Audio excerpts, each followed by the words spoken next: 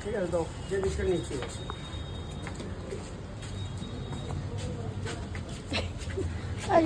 মস্তান হয়ে খাচ্ছে, দেখো মস্তান হয়ে আইসক্রিম খাচ্ছে। এই দুষ্টু, তোর কি রোজ স্কুলে আসলে আইসক্রিম খাওয়া লাগে?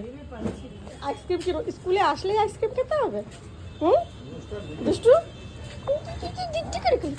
আমি স্কুলে আসতে চাই না,